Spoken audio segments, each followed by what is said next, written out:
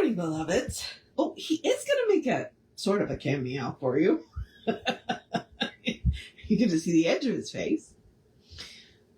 I came in and he was in the kitchen, and I didn't call him because Chico came in with me, and Chico left and he sauntered in. So, what? And now he's going to complain about something. I have no idea what he's complaining about. So, no, sir. Absolutely not. You do not eat up there. Everything up there is breakable, including you. Okay. Sorry. Let's do the housekeeping. Come here. Come here. Come on. Come on. Come back over here. No, sir. You are distracting me. I am supposed to be talking to them, not to you. Now he's sitting in the corner. Literally. Got his nose in the corner. Cat. Come back here. Come back here. Housekeeping. We are Creative Life Spiritual Center. Website is creativelife.org. Constant contact email, info@creativelife.org. That gets you one email a week, tells you what's going on for the week and the month. The hot links are hot. They get you, click here now means it. And it is a blind CC. Would you stop that? Yeah, come here.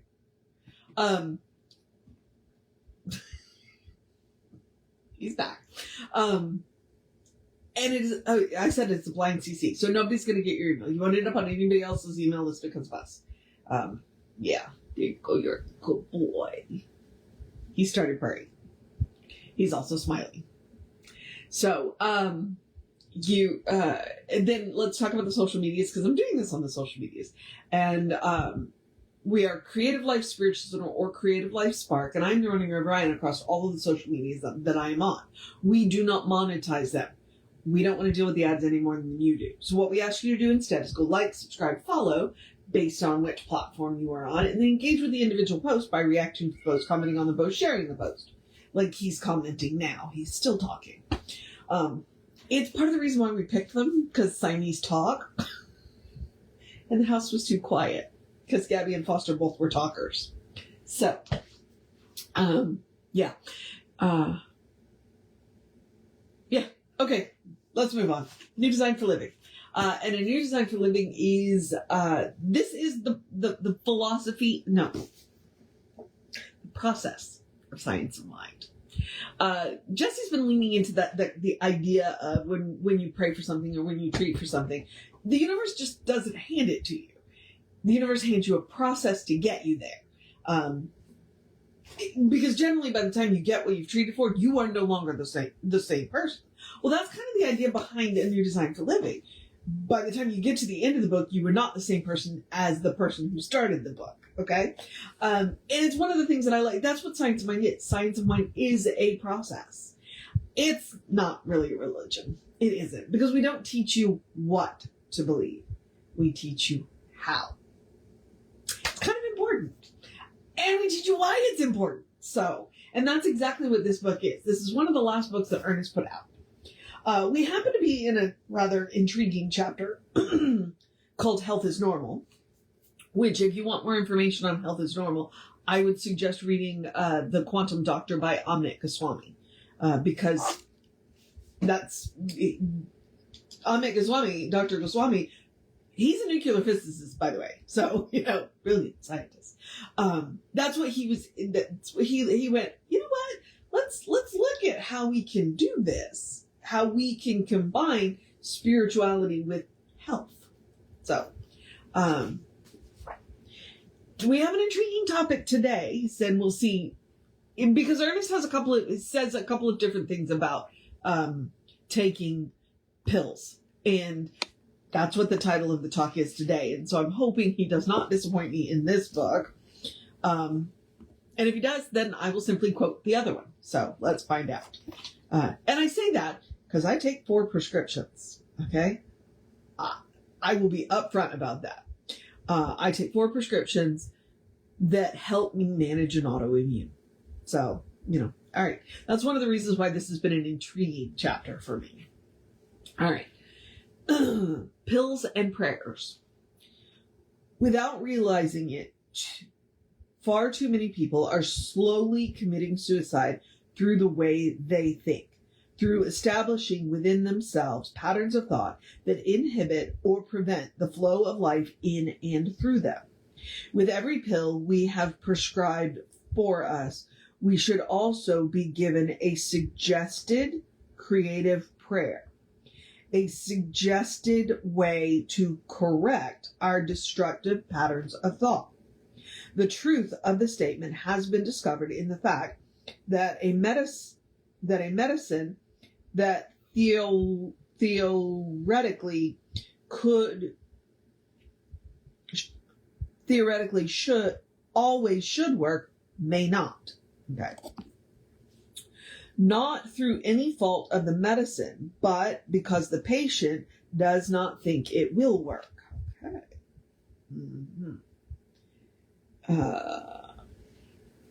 Interesting. Okay. Hang on. If you have never looked into Emile Coué, you should.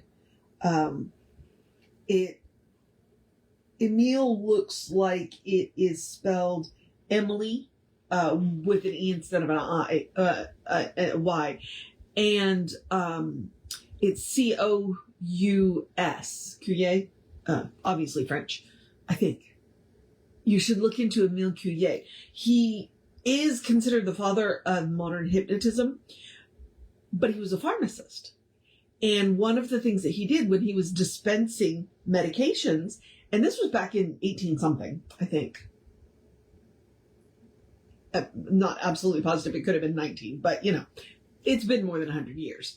And I have his book. If I can find his book, I'll bring it in tomorrow. He tried an experiment with people when he would dispense the medication. Some people he would say, oh, this is amazing medication. It's going to work really well. And other people, he didn't say anything. He did not tell them, because that would be malpractice, to say, oh, this medicine isn't any good. It wouldn't work. He just didn't say anything. And the people he said, oh, this medication is really amazing. It's really going to work, reported better results. Right? Okay? He was onto something. Emile Coué. All right. Let me go back to not through any fault of the medication, but because the patient does not think it will work, or they unconsciously do not want it to work. Similarly, sugar pills, i.e. placebos, often have a great curative effect, as great a curative effect as actual medication when the patient is not aware of the fact that they are taking sugar pills. It's called the placebo effect. You can look it up. It's really amazing. They just know that the pills that they are taking are going to make them better, and better they get. The degree of faith and conviction they have in the pills, they should also have in their own mental concept of a cure, affected, or health granted. We must get ourselves and our limited human thinking out of the way so that the divine pattern of perfection can fully express itself in us. For who can make their own heart beat? What doctor can cause the blood to circulate? All we seem to be able to do through our own efforts is to confuse and confound the operation of life in us in its normal, natural expression of health and wholeness. Okay. All right. When he said pills and prayers, I was like, okay, so here's the thing. I was diagnosed, it's been over a year now, or right around a year ago, with severe osteoarthritis. Now, I was diagnosed with osteoarthritis in 22. I didn't believe it. But I hit a crisis point last year and went to see an orthopedic, and the orthopedic took x-rays and showed me the x-rays of my knees and said, oh yeah, there's still a little space in your knees, but here's the issue. All right, fine. I get it. And this is what happens when bones are pissed off. This is what happens. So when bones are angry and rubbing together, they create more bone. Irony, right? Bone spurs. So now I was already taking a prescription anti-inflammatory. She gave me physical therapy and suggested a hyaluronic acid shot in my knee. Okay, so that's what we did, right? So I'm already taking a heavy-duty prescription anti-inflammatory, along with eating an anti-inflammatory diet, along with taking some herbs that are anti-inflammatory. Okay, so I'm doing all of that. One of the things that I added after seeing those x-rays is a visualization where I imagine little sculptors with little sculpting tools, like carving tools, in my knees, smoothing out the bone spurs. That is the creative prayer that I added to the prescription that I am taking to help my knees. Okay? I'm not as consistent on that prayer as I could be. It's one of the things that I do work on. But it's one of those things when, especially when my knees are really bothering me, what I will do is I will sit down and visualize those little sculptors in my knees, smoothing all of that bone out and creating the cushion that should be in my knee. That is the creative prayer. That is what Ernest is talking about. He's not telling you not to take the pill. What he's telling you to do is get out of your body's own way. Add a creative prayer or treatment or visualization to the prescription that you are taking. Okay? Also, to look at those negative thought patterns, that are getting in your way. In my case, I'm not sure that I have necessarily negative thought patterns. I'm not saying that I don't. But what I'm saying is that I do run a little higher level stress than I probably need to. I'm trying not to shit on myself. I allow myself to stress about things that I probably don't have any control over. So my stress level tends to run a little high. So my stress hormones tend to run a little high, which then ups my inflammation, which makes the situation that I'm already dealing with worse. Okay. So that's what he's talking about here, is noticing those patterns. And again, I said, he's definitely not telling you not to take the pill, but what he's saying is add a creative treatment to the prescription. Okay. And I told you about Emile Couillet, where he would hand people prescriptions, say, this prescription is really going to work for you. And that's one of the things, because one of the other prescriptions that I do take, I know how well it works. And when I tell people, I'm reinforcing for myself and letting this other person know, hey, you know what? For this particular condition that we are dealing with, this prescription is really amazing. It really works. So, here we are. All right. So that was Pills and Prayers. And now I'm going to move on into the process of my day. So I'm going to encourage you to have a great day, a wondrous day, a fantastic day, a magical day, an enchanted day, a wonderful day, an awesome day, an amazing day. Hey, you got this day. A let's wrap this week up day. A let's enjoy the cool front that's coming day.